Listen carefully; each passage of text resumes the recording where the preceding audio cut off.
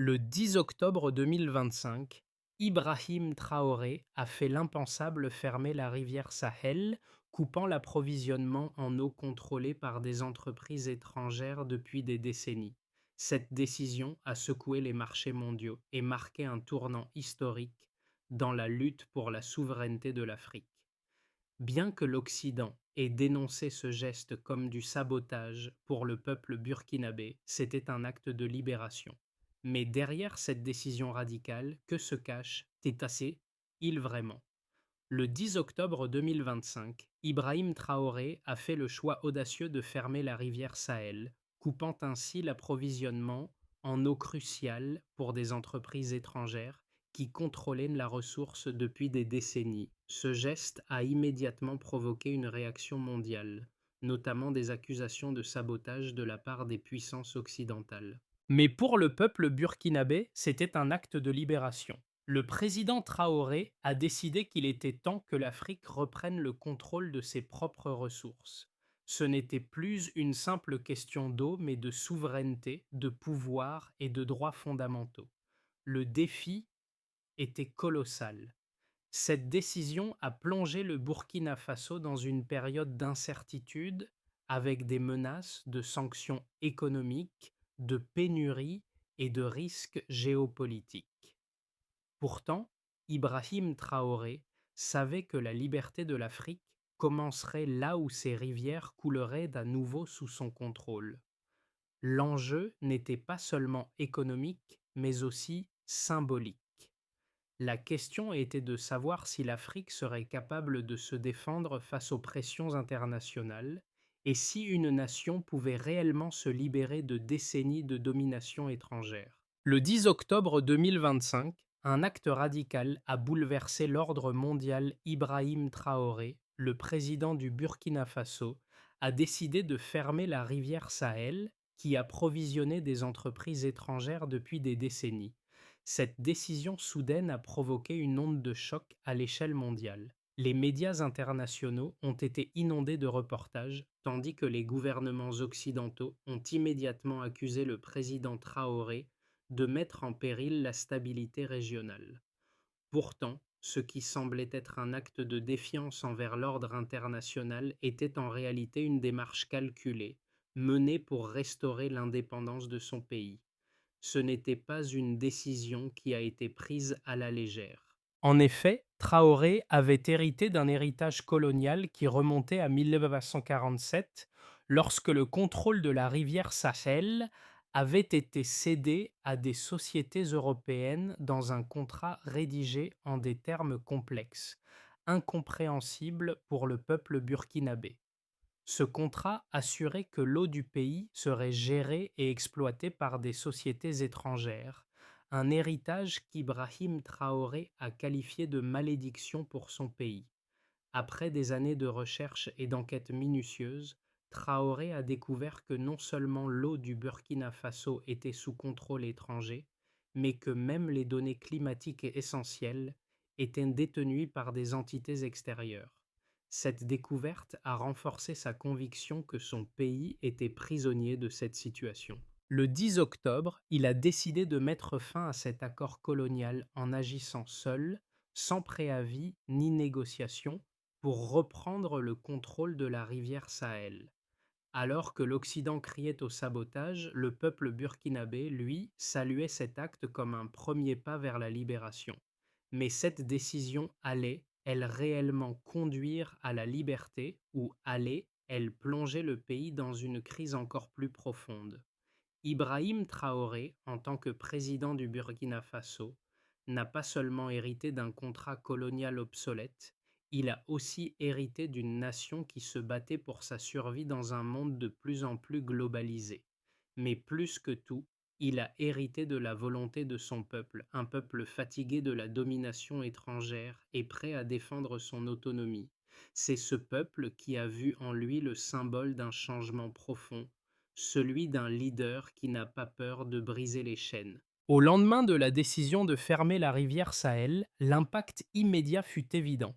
Les marchés mondiaux réagirent brusquement, les économistes et se prévoyaient des répercussions dramatiques pour l'économie de l'Afrique de l'Ouest. Les premières manifestations de solidarité vinrent de la part des Burkinabés eux-mêmes qui, malgré la peur d'un isolement international, applaudirent cette action comme un acte de rébellion nécessaire. Mais au-delà des applaudissements, une question restait calée, l'advenir du pays. La situation était tendue. Des rumeurs de pénurie d'eau, d'électricité et même de carburant se propageaient à travers les villes. Les gouvernements étrangers ont immédiatement réagi, le Fonds monétaire international a suspendu des prêts et les entreprises étrangères ont commencé à fuir. Mais en même temps, à Ouagadougou, dans la capitale, un sentiment de fierté et de liberté flottait dans l'air. Ibrahim Traoré savait que cette décision était un pari risqué, mais il était déterminé à défendre la souveraineté de son peuple. Ce n'était pas seulement un conflit pour l'eau, mais une lutte pour la dignité et l'avenir du Burkina Faso. Le matin du 10 octobre 2025, la décision d'Ibrahim Traoré de fermer la rivière Sahel a été mise en œuvre. Ce geste a été marqué par la coupure immédiate de l'approvisionnement en eau contrôlée par des entreprises étrangères depuis des décennies. Dans les premières heures, les effets ont été immédiats et visibles. Des alertes ont été lancées à travers les médias internationaux, avertissant des risques de pénuries alimentaires et d'approvisionnement. Mais à l'intérieur du Burkina Faso, l'événement a pris une tournure différente. Les premiers signes de la réaction du peuple burkinabé ne se sont pas fait attendre.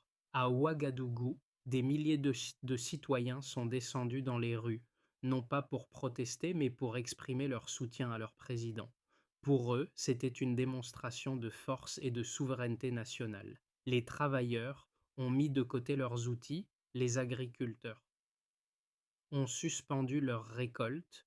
Tous avaient un seul objectif en tête, voir leur pays se libérer du joug colonial. Cependant, cette action a aussi entraîné des tensions avec les voisins du Burkina Faso et la communauté internationale.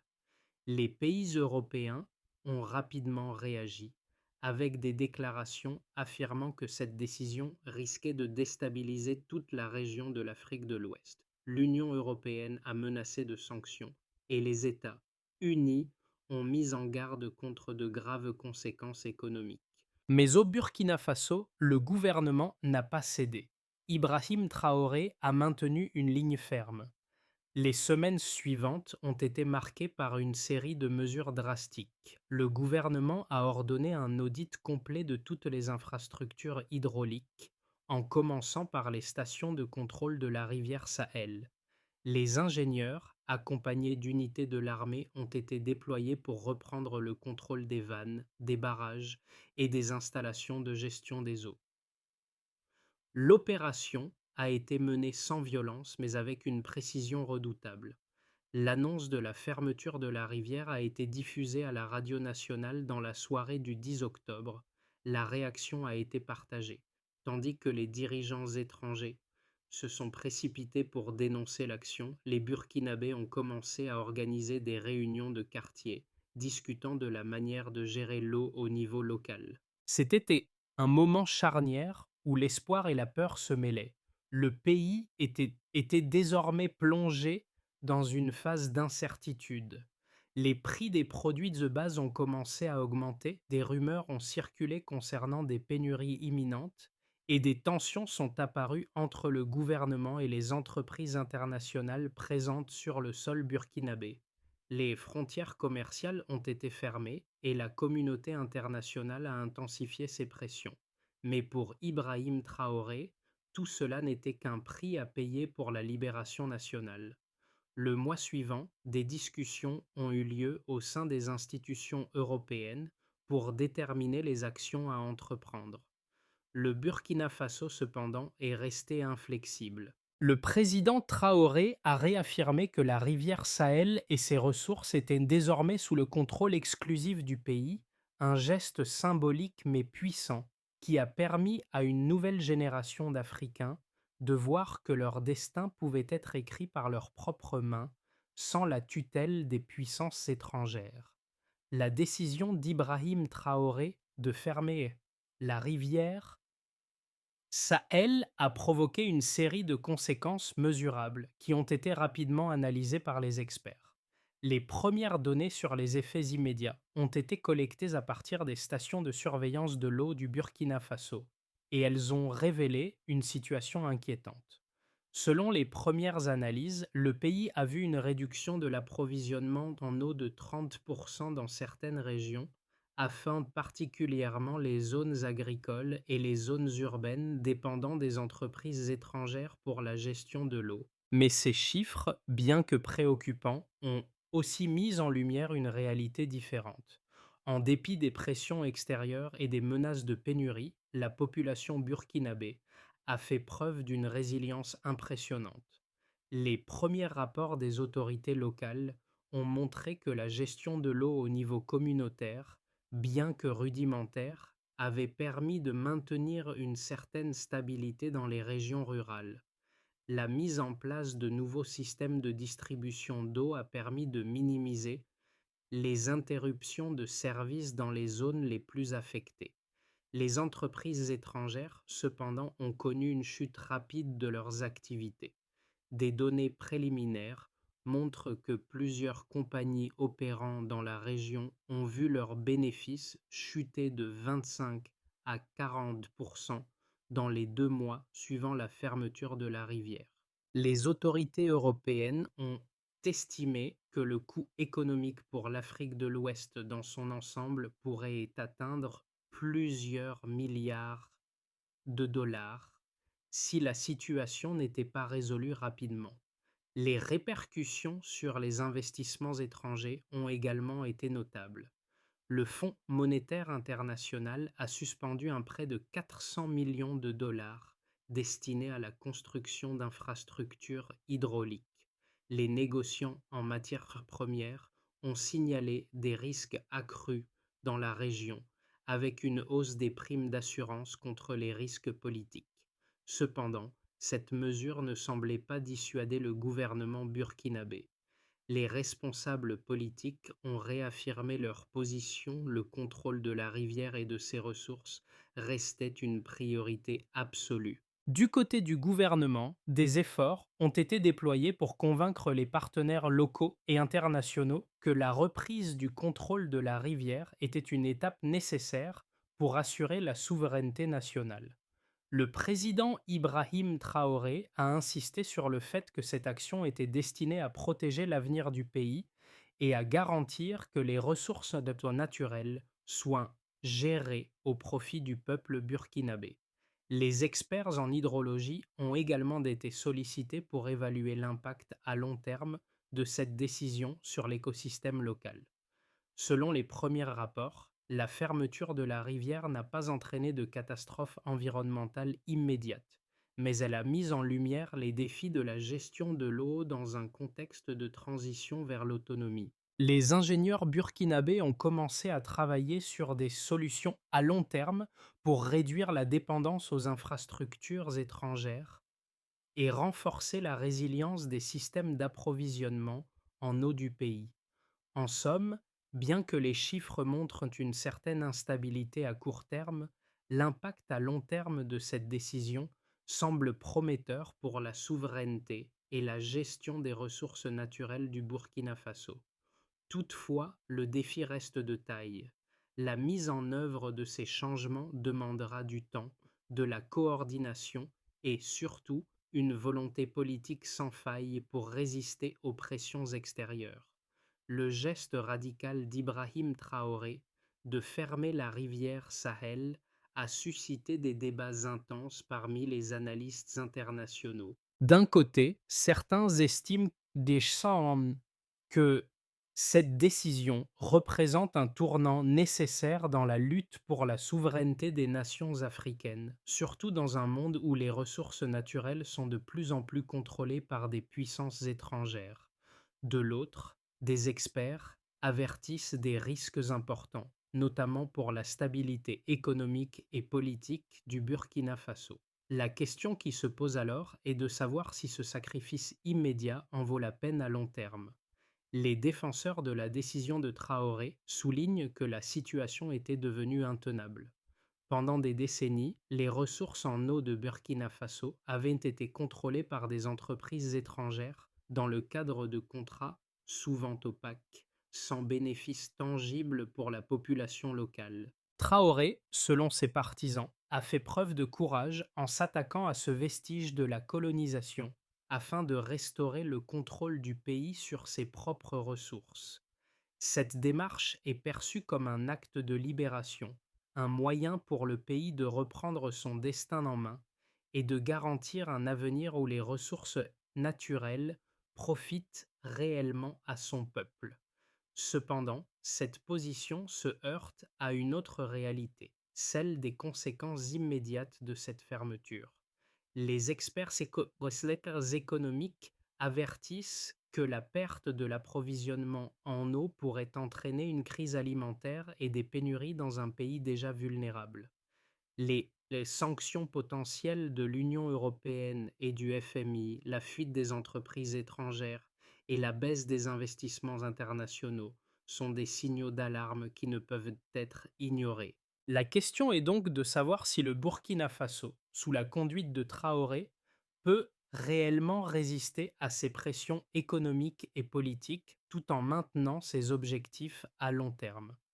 Pour les analystes les plus critiques, la décision de fermer la rivière Sahel sans préparation ni solution de rechange durable semble imprudente.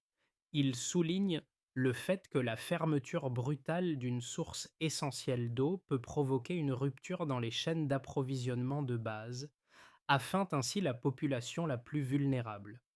Les conséquences à court terme, comme la montée des prix des biens de consommation et les pénuries de ressources, pourraient rapidement devenir ingérables. Dans cette situation, l'argument pour et contre Traoré repose sur la capacité du gouvernement, NDA, à naviguer dans cette période de transition tout en maintenant la cohésion sociale et en satisfaisant les besoins essentiels de la population. La question centrale demeure ce pari pour la souveraineté en vaut-il vraiment le risque? Une rivière, une nation. Ce fut le slogan qui est rapidement devenu le symbole de la résistance de Burkina Faso face à la pression internationale. À mi-chemin de cette crise, le peuple burkinabé se trouvait à un carrefour. La réouverture de la rivière Sahel pourrait, elle, éviter un effondrement économique, ou cette fermeture marquerait, elle, un tournant historique vers une souveraineté totale? La question se posait alors avec une acuité croissante. Le président Ibrahim Traoré, tout en maintenant une position ferme contre les pressions externes et assénées, a pris la décision de ne pas reculer. Ce fut un message clair, l'eau du pays reviendrait au peuple, et ce geste symbolique allait bien au-delà de la simple gestion d'une ressource naturelle. Il s'agissait de la reconquête d'une part de liberté qui avait été perdue depuis l'époque coloniale. Cependant, une réalité plus sombre se profilait à l'horizon. L'économie burkinabé était fragile, et la décision de fermer la rivière Sahel avait créé une incertitude croissante. Il était évident que le gouvernement devait trouver une solution alternative avant que les conséquences négatives ne deviennent ingérables. La fermeture de la rivière Sahel a profondément bouleversé la réalité quotidienne du Burkina Faso. À Ouagadougou comme dans les campagnes, les effets concrets de la décision d'Ibrahim Traoré se sont fait sentir dans les premières semaines. Les marchés sont devenus silencieux, les prix du carburant ont augmenté de près de 20%, certaines routes commerciales ont été ralenties et les importations de denrées de base ont chuté. Pourtant, dans ce tumulte économique, un changement plus profond s'amorçait, les Burkinabés apprenaient à vivre autrement. Dans le secteur agricole, les petits producteurs ont dû réinventer leurs méthodes. Les anciens systèmes d'irrigation, dépendant des logiciels étrangers, ont été remplacés par des procédés manuels et des mécanismes conçus localement. Les ingénieurs burkinabés ont mis au point des solutions simples, des pompes à énergie solaire, des canaux creusés à la main et des stations de collecte d'eau alimentées par la gravité. Cette adaptation rapide a surpris les observateurs internationaux. Malgré la baisse de productivité, La résilience locale a permis de maintenir environ 70% des récoltes, évitant ainsi une famine redoutée. Dans le secteur industriel, la situation a été plus difficile. Les usines qui dépendaient directement des flux hydrauliques automatisés ont vu leur production chuter de 40%. Certaines ont fermé, d'autres ont été nationalisées pour être restructurées sous la supervision du ministère de l'Énergie. Ibrahim Traoré a annoncé un plan de redéploiement des travailleurs vers les chantiers de réhabilitation du réseau d'eau national, transformant la crise en opportunité d'emploi temporaire. Du côté des ménages urbains, la population a subi les rationnements. Les coupures d'eau et d'électricité ont rythmé le quotidien, mais les habitants ont développé une forme de solidarité nouvelle. Dans plusieurs quartiers, des comités citoyens ont été créés pour organiser la distribution équitable des ressources. Ces groupes, soutenus par des associations locales, ont prouvé que l'autonomie collective pouvait pallier les failles de l'État. Sur le plan géopolitique, la décision d'Ibrahim Traoré a redéfini les équilibres régionaux. Le Mali et le Niger ont exprimé publiquement leur soutien, voyant dans cette initiative un exemple d'indépendance africaine. À l'inverse, les institutions internationales ont intensifié la pression gel de fonds, suspension d'aide et isolement diplomatique. Mais à mesure que la tension augmentait, le symbole se renforçait. Dans toute l'Afrique de l'Ouest, des mouvements citoyens ont repris le slogan Notre eau, notre droit. En fin de compte, les conséquences réelles dépassaient les chiffres. Ce n'était pas seulement une crise économique, mais une métamorphose sociale. Pour la première fois depuis des décennies, les Burkinabés sentaient que leur destin n'était plus écrit à Bruxelles ou à Washington, mais bien sur les rives de leur propre rivière. Et Ibrahim Traoré, malgré les tempêtes, restait debout, convaincu que la liberté ne se mesure pas en litres d'eau, mais en courage partagé. 6 mois après la fermeture de la rivière Sahel, le Burkina Faso se trouve à la croisée des chemins. Les observateurs internationaux divisent désormais l'avenir du pays en 3 scénarios base, optimistes et critiques. Dans le scénario de base, l'économie du pays continue de se réorganiser lentement.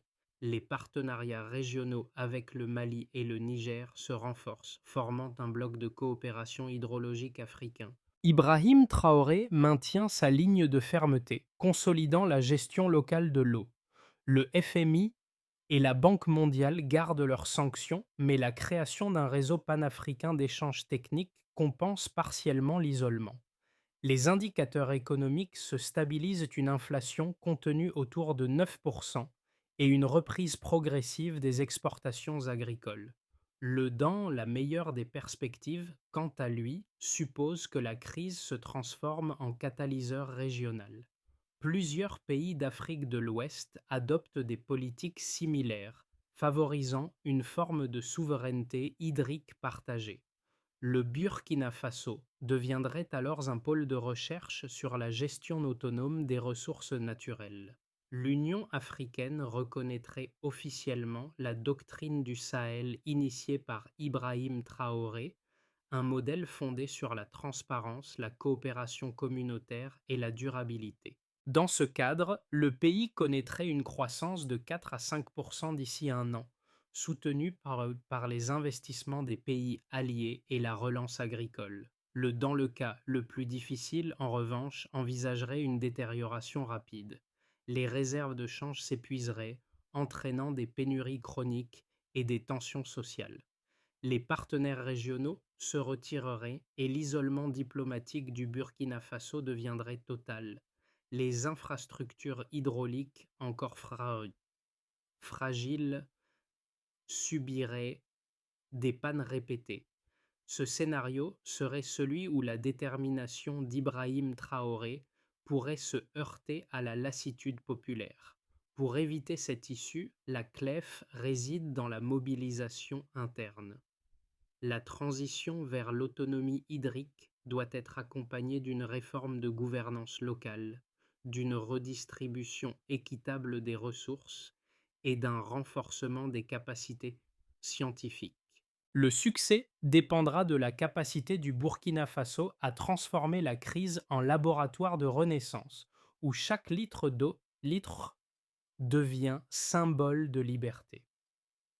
Pour le peuple burkinabé, la décision d'Ibrahim Traoré n'est plus seulement une question politique, c'est une histoire intime. Dans chaque village, chaque école, chaque foyer, la rivière Sahel est devenue un symbole de résistance. Des enseignants expliquent désormais à leurs élèves que l'eau qu'ils boivent n'est plus celle des multinationales, mais celle de leur propre terre.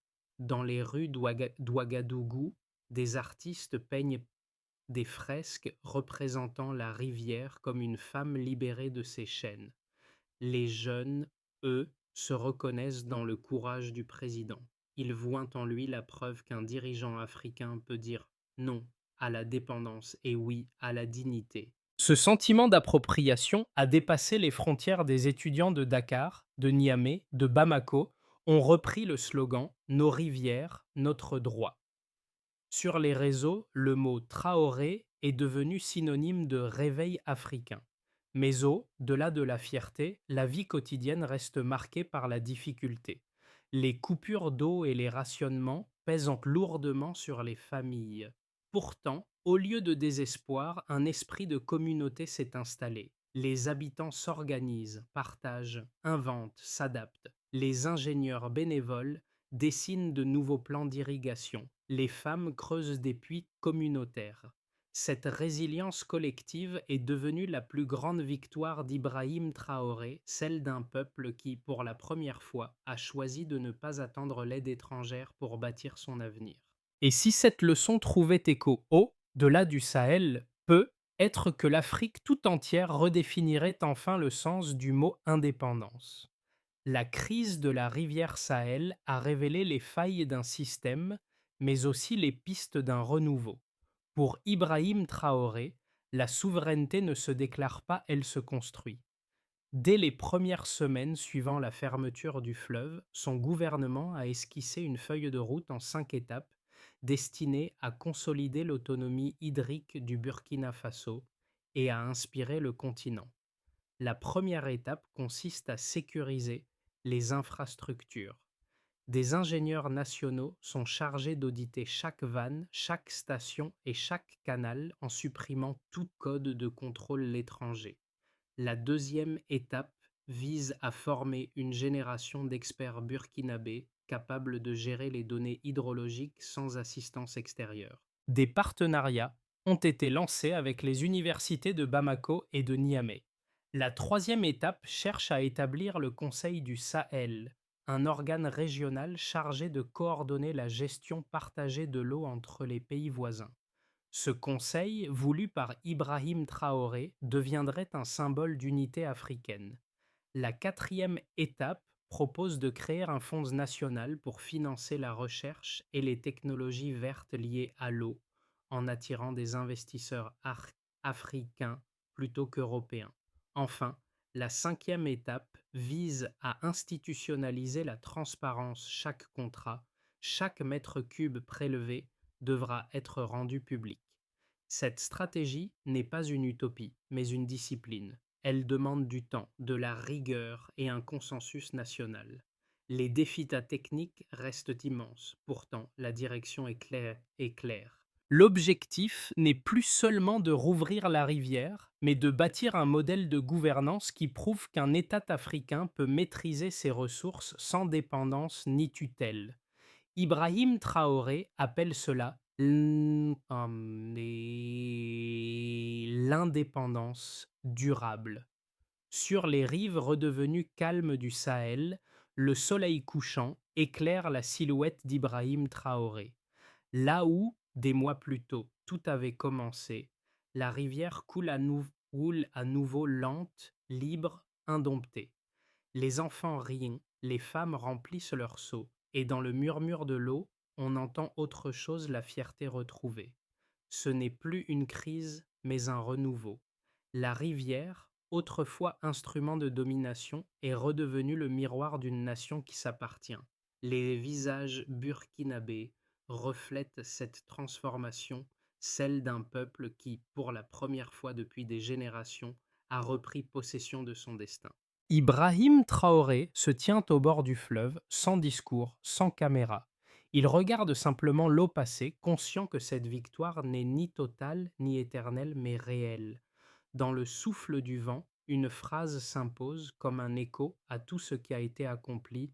Nous n'avons pas pris la rivière pour la posséder, mais pour la protéger.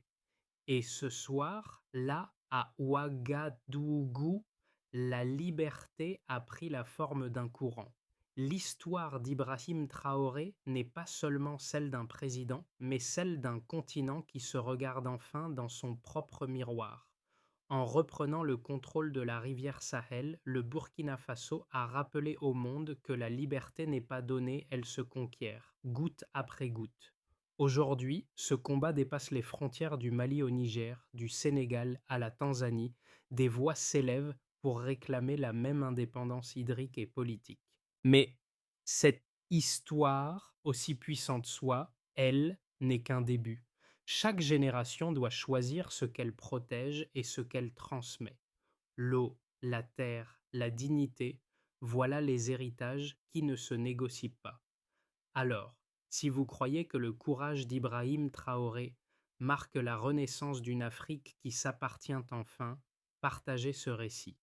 Parlez, en, discutez, en, interrogez, vous que vaut la souveraineté si elle ne coule pas jusqu'à la dernière goutte.